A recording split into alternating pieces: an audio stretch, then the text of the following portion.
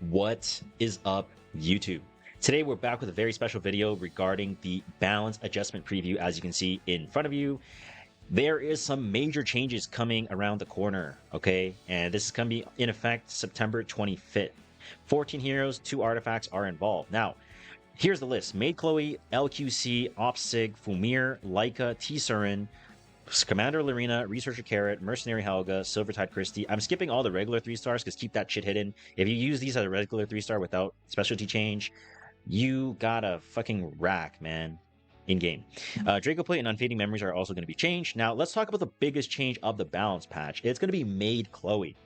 Now, upon first glance, you're thinking, wow, she gets increased CR by 15% on her, when she hits with S1. Great, more consistency.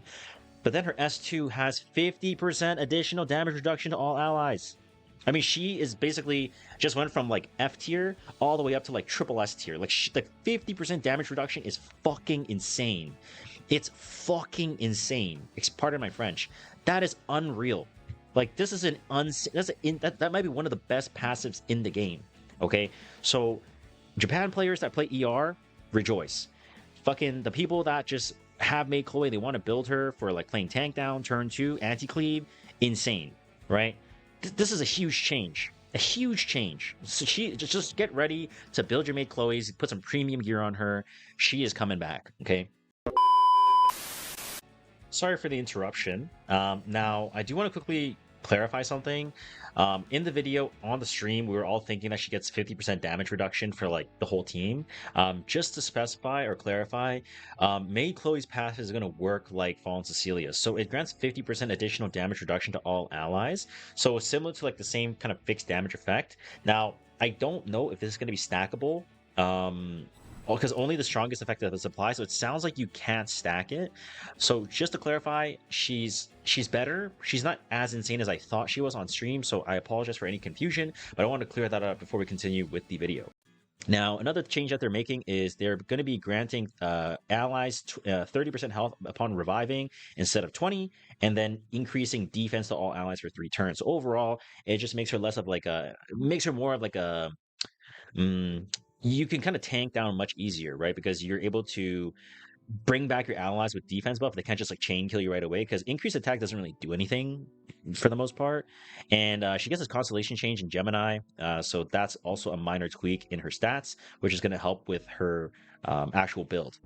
Now, looking at Operator Sigret, my waifu, she is still shit, unfortunately. She's going to be getting a self-attack buff for 2 turns, and that means you can run stuff like Guiding Light, right? And you don't need to rely on having an attack buffer like an Amid, like whatever unit that is going to be able to grant attack buff that you can think of, right? Obviously, her damage is going to be increased, and they're removing the proportional damage to the caster speed, which is overall, it's very good, which means that she's just getting, damage dealt decreased, which means she does less damage, because she's no longer proportional to the speed. So I don't really know. We need to see the multipliers, how this actually looks like to determine if her S2 is going to be shit or not. But let's talk about her S3. Her S3 is going to be decreased CR by 30%. So if you S3 and they have barriers like Broadside or FCC, then you're going to be able to push them back 30%. And damage dealt is increased, and Soul Burn is going to increase the damage instead of extending the buff, which seems to be kind of good. But again, we're going to have to see how well the ratios are, what the numbers look like when there is, the official patch that comes out. So I will hold my judgment for now, but I think she has a minor buff, not enough to make her very viable.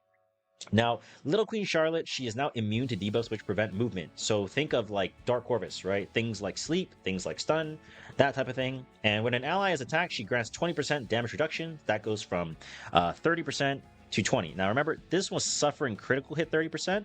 So it's going to be a little bit different, right? This one is just 20% damage reduction overall, which is honestly a little bit of a quality of life, makes her a little bit more reliable in terms of the damage reduction. Now, after every attack suffered by an ally increases combat readiness of the caster by 10%, so it's going to help her, overall build a little bit.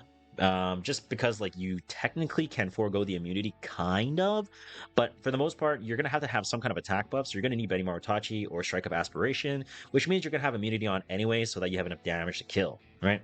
Now the most important thing about her kit that's changed, and the S3 is going to deal additional damage proportional to the caster's attack to all enemies except for the target. Now that's basically the same from before, but One crucial thing. It is no longer dependent on if the unit is a dark elemental, right? You can see here the dark elemental, that part is removed. So that's going to be a little bit more reliable if you're looking to just maybe run an S3 that full death pens into, say, something like a boss or Runka. I'm going to say it's probably still not going to kill, but with the warfare rules, she is a warrior, and increasing her pen damage when she already pens, maybe it will make her viable. I mean, we'll have to see. Again, this is another unit that we're going to have to see how she fares when she comes out. But another glaring issue is the 10% combat readiness is actually not enough. I think she needs maybe like 20 or 25%, because building Little Queen Charlotte is very difficult. You need attack, you need defense, you need HP, you need speed, you need crit damage. Like, that's just way too many stats to ask for, right? It's just way too many. And there's not enough gear score in the world to actually make her viable. I think if this is 25%, then I think it's kind of viable. Think of like New Kid Aiden, right? When he has vigor, he gets that 20% combat readiness. That's a huge bump, right? 10% I feel like is still a little bit too low. But nonetheless, we will be looking forward here. Now, I do want to say that the every attack, so if it's AoE, it is technically 30%. I think it'll be 40% if it applies to herself like Ilanav. So if there's any AoE, maybe it's okay. So that is one thing I do want to mention, but 10% on single target hits, it's not very good. Now, looking at Fumyr, she's basically got reworked, so she now has a focus system, and her S1 now grants 15% combat readiness to the whoever's on your team who's next in turn. Now, she's going to gain 1 focus for each ally's elements instead of requiring a fire and a earth elemental ally. So overall, it seems like it's just going to make her a little bit more consistent in terms of gaining focus. So you don't have to need 2 specific elements. It can be fire, it can be earth, it can be light, it can be dark, right? So the MLs are going to be included as well, which is going to be a little bit helpful. And obviously, she's going to gain 1 focus. So if you have 4 different elements in your team, well, in RTA, you're going to be able to consume all your focus and make it work. Now, her S3 has a little bit of a change as well. She's going to be inflicting 2,000 additional damage for each focus. So assuming that you're at 5 focus stacks, then you're going to be dealing 10k damage. At 4, it'll be 8, and so on and so forth. But it is going to increase the skill cooldowns by 1 turn and also decrease combat readiness by 40%. Now, she is a mage and she is a book holder, and honestly, I don't know if she's still going to be viable to be played. I don't even know if Masara Town, who are known to play Fumyr on 3 in previous seasons, are going to try to experiment with this. But once again, we're going to have to see exactly how it plays out and test it, because on paper, the focus system sounds kind of shit, but I could be wrong, right? When it comes out, but there have been times where I've been wrong and other people have been wrong about this, so we'll just have to see. And of course, the constellation change makes her a little bit easier to build as well. Now, Laika now is going to grant increased, basically Gab instead of attack buff on S2. That's great. S2 now dispels all buffs instead of reducing buff duration by 1 turn. So, think of units like ARAM, right? That give 3 turn immunity. Now this is going to negate that, right? If you need to just run her to just rip a unit with Gab, you're good to go, right? And then the S3EE, keep that shit hidden. No one's using that shit. Surin got buffed, 100% chance to for the debuffs now, and also stealth and vampirism. Basically the same unit. I think they're trying to tweak Temper Surin for the warfare rules because of like the increased burn and bleed damage. But with all due respect, keep that fucking shit hidden. Now, looking at Commander Lorina, I don't know what the fuck Smilegate cooked. It's crazy, but she now has increased ER effect resistance by 50% in her kit, and her stats overall look very good. Like, as a new player, if you're a new player watching this, Commander Lorina is a unit that you get for free from the connection system, and you're going to be able to build her with just, runes and stigma and coins. Very, very resource-friendly unit, right? And she carries you through PvE if you watch my Guild Wars Legend Rush series. But overall, she gets increased dual attack chance by 12%, increased attack by 20%. Massive, right? 2% to 12, 2% to 20, massive. The one thing that's weird about her guard rune change is when effect resistance is 200% or more, she has like a damage limiting system, kind of like a Selene, Gala, that kind of thing, right? A little bit weird, but it also does give her some survivability in PvE, so I don't hate it, especially for Abyss. It's very nice.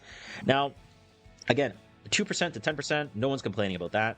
2% to 15% dual attack chance, no one's complaining.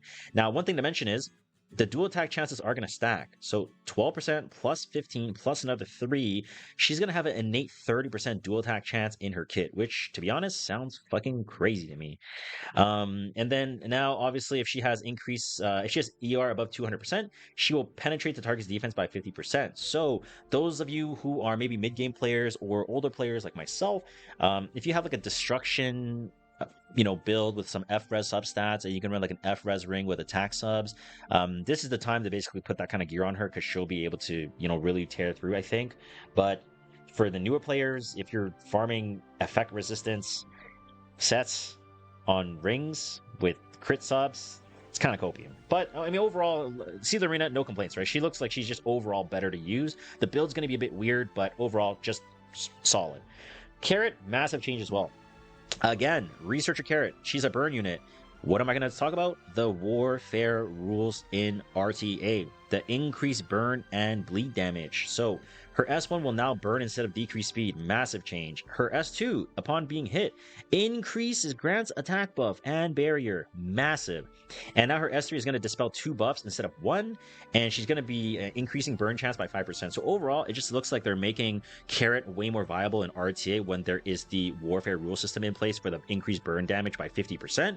Overall, it looks like a very, very solid change, and we're going to definitely see her come back in the meta, I think. Well, not literally, but more playable than before. Now, Mercenary Helga, all you need to know is she now has a 100% chance to defense break when all of your allies are Earth Element, which basically just means Water Expedition. She's going to be way more consistent. You don't really need to look any further into this at all. Now, another really big change is Silvertide Christy. She's going to be granting ER, which is basically a 1-to-1 ratio. So before it was a 0.5 ratio, which means if I had 300 ER, my back unit would only have 150, right? Now, if I have 300, they're going to have 300, which is kind of a crazy change, to be honest. And the damage sharing is going to be going from 20 to 30. So if you have been using Christy in your Guild War attacks with, say, like Blue Aria in the back, I mean, this just makes it even way easier to run Blue Aria attacks, right? Before, there was like a really big emphasis on having to have a really solid Aria build. Now it's like just stack damage, 300 ER, Bastion, you're basically Bing chilling, right? So overall, this looks like a really W change by Smilegate for Christy. Now, a Draco Plate increases the damage reduction to 30%. That's huge. To put this in perspective, 30% damage reduction at plus 30 basically means you have Proof of Valor on, right? So this is going to be really, really massive for any warriors that can utilize this. I don't know, off the top of my head, like maybe you could put this on like something like Lionheart's Hermia, because obviously the crit damage can overcap if you're at 350, but she already has a passive that gives you 50% damage reduction on her EE, so I don't really know if she'll use it, but overall, this is a W change by Smilegate. Unfading Memories increase ER of all allies by 20%, and start of the turn recovers health of all allies by 4 to 8%. So almost kind of works like a Shamadra, right? It's like if you want to play Maid Chloe with like Unfading or Shamadra, I mean, both work pretty well. And I think, honestly, now that it's no longer reliant on you having a non-attack skill, it's just every single turn you get 8% healing, which is very solid, especially on units like Soul Weavers that tempo very fast, right? Things like Dien that are usually built like 260 to 280 speed. Things like Maid Chloe, along with her Constellation change and the new build she's going to be on, she'll be around maybe like 240, 250, 260, and just any other Soul Weavers that you have are going to be very solid for this, where you can benefit from the Unfading Memories. I will say All Cure Magic Wand and Guardian Ice Crystal are typically going to be better, but overall, I think the changes are pretty good. But why are they not over buffing Opsig? Like, that's my waifu, man. Like, justice for Opsig, man. Seriously. Justice for fucking Opsig. But Maid Chloe is definitely the winner of the patch. Let me know in the comments what you guys think. Which unit is going to be your favorite that is getting a buff. And honestly, I don't know, man. Like, F for Sigret, man. Like, this is just fucking bullshit. Like, come on, Smilegate. Do better. Anyways, that's going to be it for the balance adjustment preview. Thank you so much for watching. I'll see you guys on the next one. Take care. Bye!